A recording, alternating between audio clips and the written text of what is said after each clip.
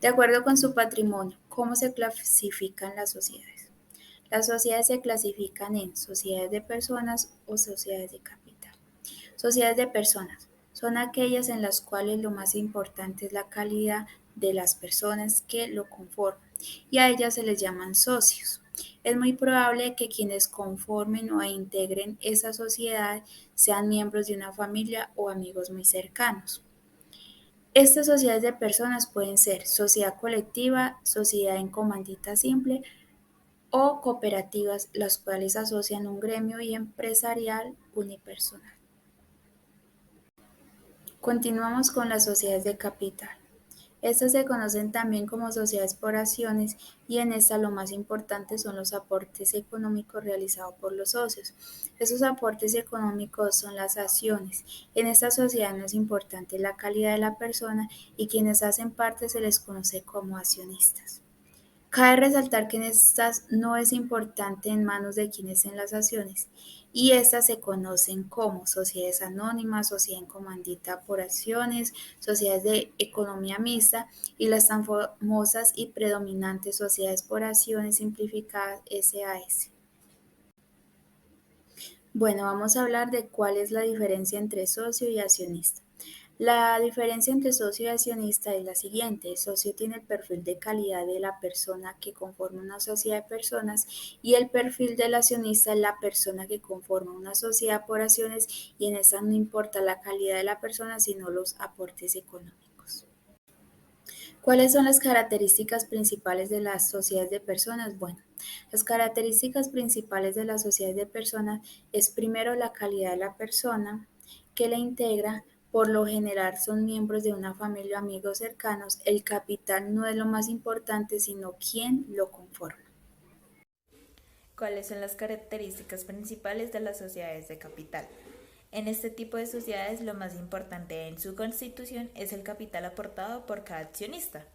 Como características principales tenemos su estructura organizacional, que está compuesta por la Asamblea General de Accionistas, la Junta Directiva, el gerente y su revisor fiscal. El capital está conformado por acciones de igual valor representadas en títulos negociables. El número mínimo de accionistas es de 5. La Superintendencia de Sociedades autoriza la colocación de acciones.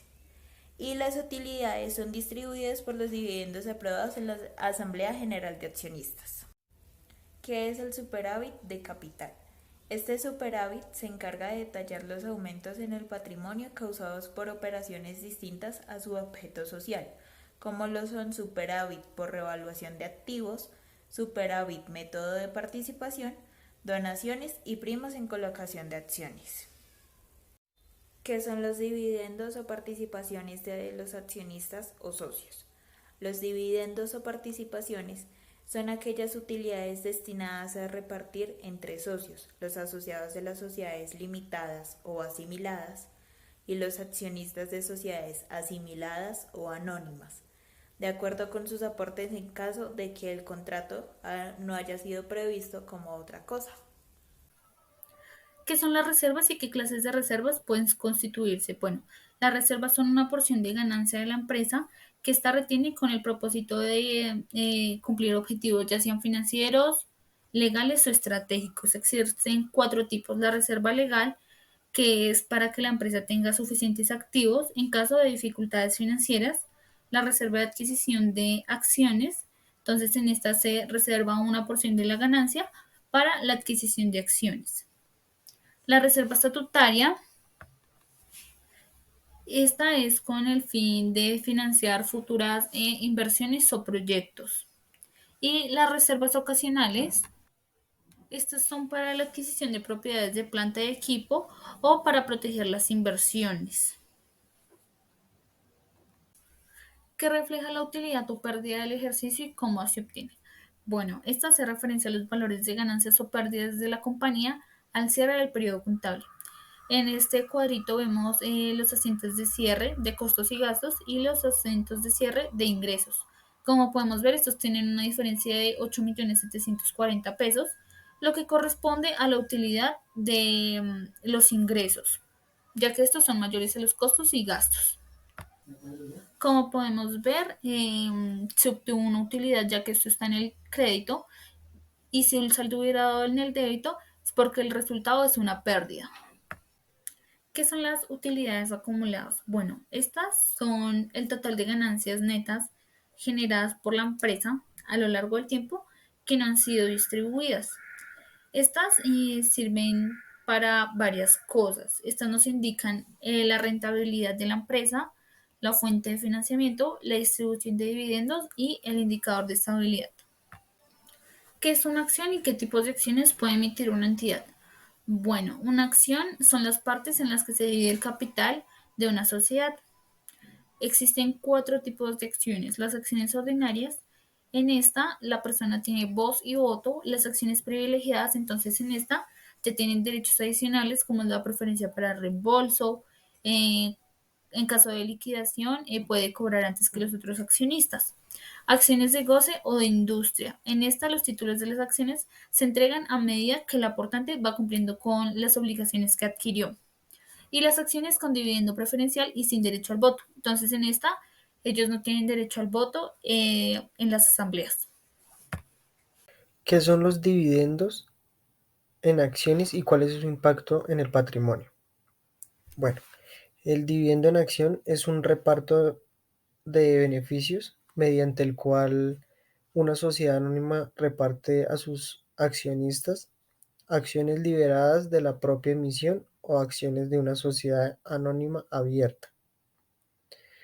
Eh, ¿Cuál es su impacto en el patrimonio? No genera variaciones en el patrimonio neto de la entidad, solamente se refleja una distribución de las partidas que compone ese patrimonio, pues se toma el valor de las utilidades reconocidas en la cuenta de utilidades acumuladas y se traslada a la cuenta del capital social o su equivalente. ¿Qué son las acciones propias readquiridas y cómo afectan el patrimonio?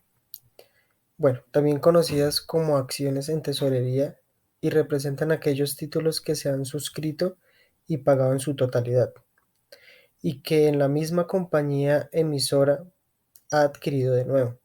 Debe registrarse por su costo y representarse en el estado de situación financiera, dentro del patrimonio, restando de la reserva o fondo respectivo.